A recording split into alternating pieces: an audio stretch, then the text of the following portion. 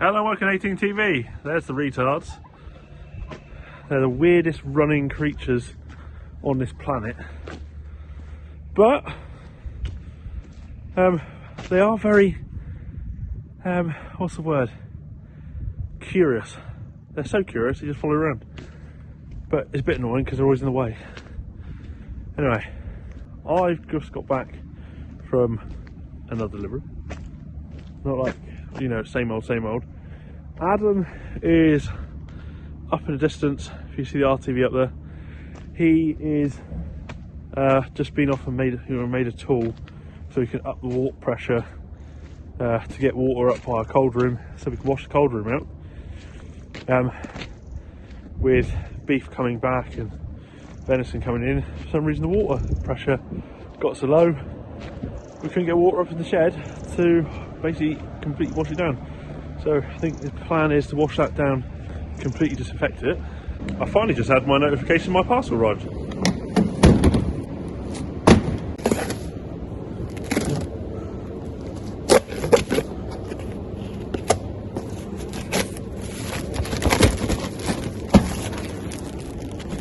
Ooh. Ooh, ooh, ooh. Right, so this is not a sponsored video. This is being thrown in just because these are my favourite boots. So, Redback brand, they are, I find, the most comfortable work boot I've ever found in my life. Bucklers, V12s are crap. Bucklers are heavy and there's no cushion in the sole. It's like wearing, I don't know, 2 bits of slate like on your feet. These, light, breathable, loads of grip, non-slip. I don't have toe caps because like just the weight on the end of the toe, if you're doing the wrong sort of things, can end up messing up your knees, and I've had 2 knee ops already. So finally they've arrived because I've been waiting for them for a while. Now they're not the cheapest, but they last like for ages, or they last a very, very long time. This one here, this is the boot that I put the axe through. You can see it's all starting to split, leather's going both sides. The other one, there's leather going, there's a split between the sole and the boot. But they tend to last me a good 18 months, sometimes 2 years, which for a work boot I find quite impressive, because I do tend to absolutely destroy footwear.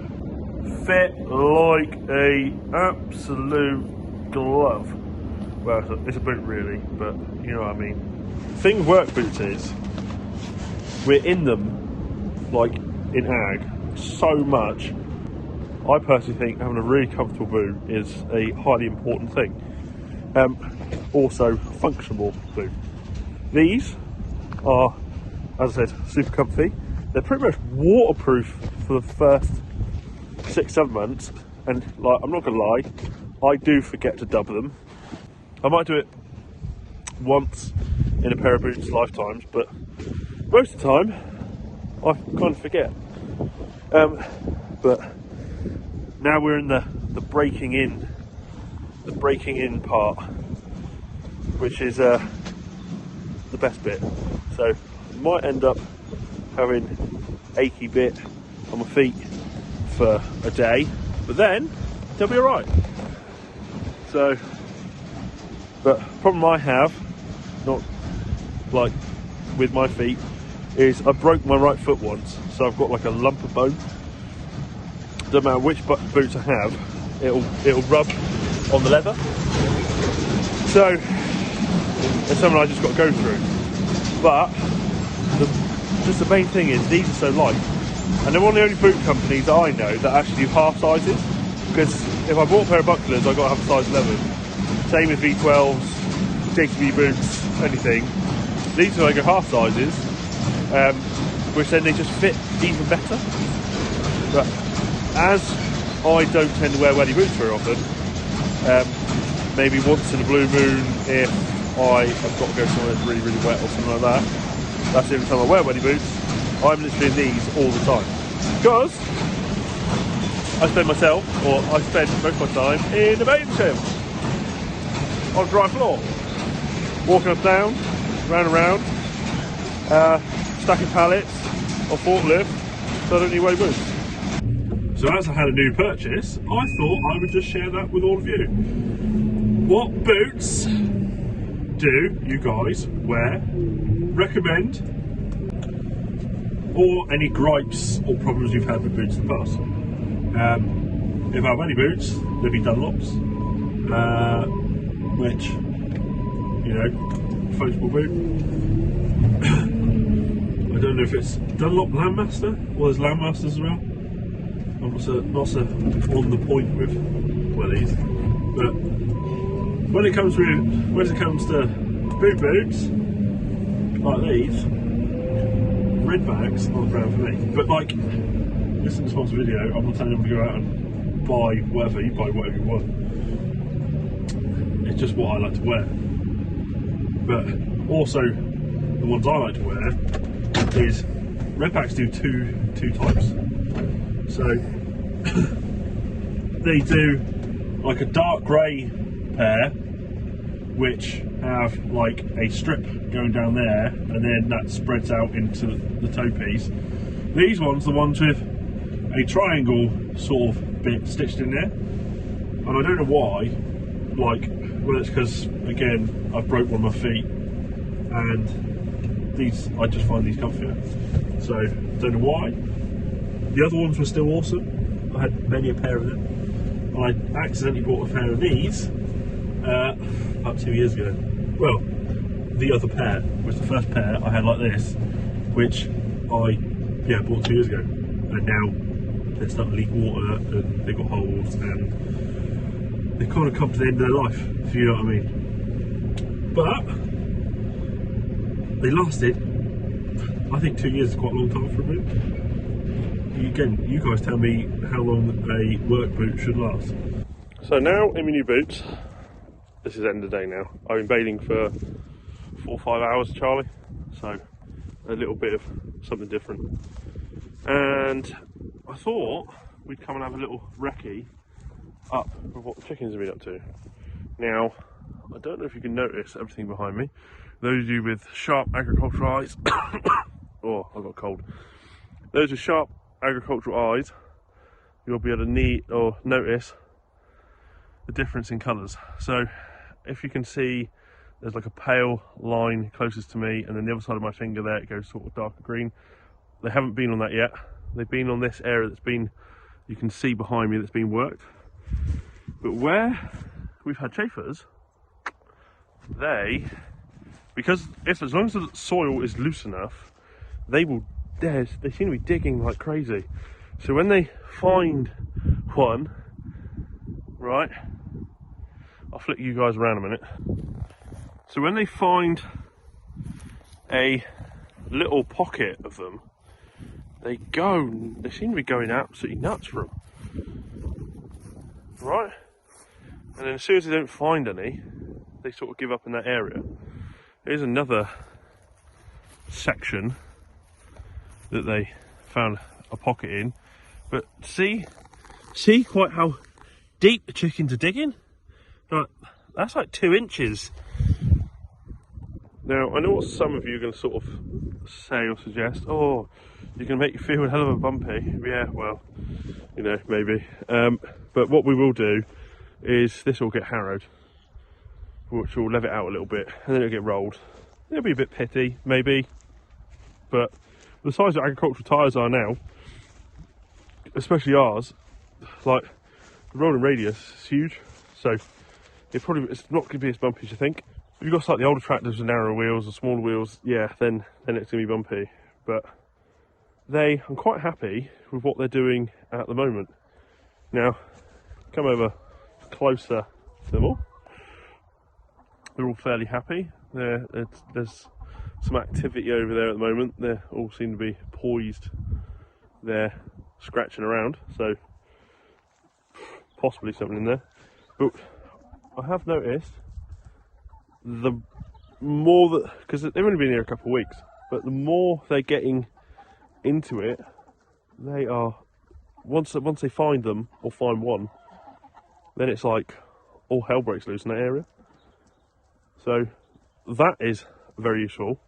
And as for eggs, especially since we've got our special areas to pick eggs, they are laying very, very well. Oh, one crushed egg. There's always got to be one. But they've also got very tame. They, I'm sure if they're bigger, they would quite happily consume human flesh, because they forever peck at me or anyone else that gets in here, to be honest. And they're so tame. They just sort of paws at you. Right, now I just chucked a bit of grub on the floor to keep them all up my bloody way. But chucking a bit on the floor is also a good way to get them to start scratching, as I've found. So now we have a look around. In this section doesn't seem to be any loose enough soil that they've picked up on and have attacked, really. A little bit there, marginally. What I mean by loose soil is the chafer grubs, because they are sort of attacking the roots just underground, that all becomes super loose. And in becoming super loose, the chickens can sort of get their way through it really, really easily. They're not having to work too hard. So the greatest thing with this is, it's almost like you're hand picking out grubs, fingers crossed. You know, they ain't perfect, they might miss one. But the theory is, you're almost hand picking them out because you've got lots of eyes, lots of beaks, action on the floor, right? But they aren't destroying everything, because once they get in the solid ground, or where there's roots that are strong, they aren't really bothering with it. They just want to go where it's easy, get into the grubs, and then once they have to work too hard, they go back to their feeder in the shed. So thought I'd just give you guys a little bit of a, you know, up-to-date look at this lot. So as an experiment, going well at the moment. As long as we sell the eggs, probably make another one. But still need to get 12 months down the road to see if my experiment is any good. Because, you know, the best case scenario is everywhere they've been starts going luscious dark green. That's the biggest thing to cross. Because they do put a lot of dung. They put a lot of dung down underneath the shed, but they're not like a lot of dung around the shed. Outside that perimeter, where they're not sleeping, there's a good covering, but you know, it's one of those happy meat, like one of those each way things. Could do with that amount everywhere, not just totally in the middle, but you know, learning curves. But on that note, I'm going to knock off for the day. So thank you guys for watching. If you haven't yet done so, please hit the subscribe, ring the bell, just thumbs up, that'd be amazing. You can get merch for Christmas on eBay, just go and click on the link below, or go just search Thehayteamtv in eBay, whichever one you want to do. You can also find us on Facebook, Snapchat, Instagram, Twitter, sometimes TikTok. But hope you guys have a great week. We'll see you in the next one. Cheers.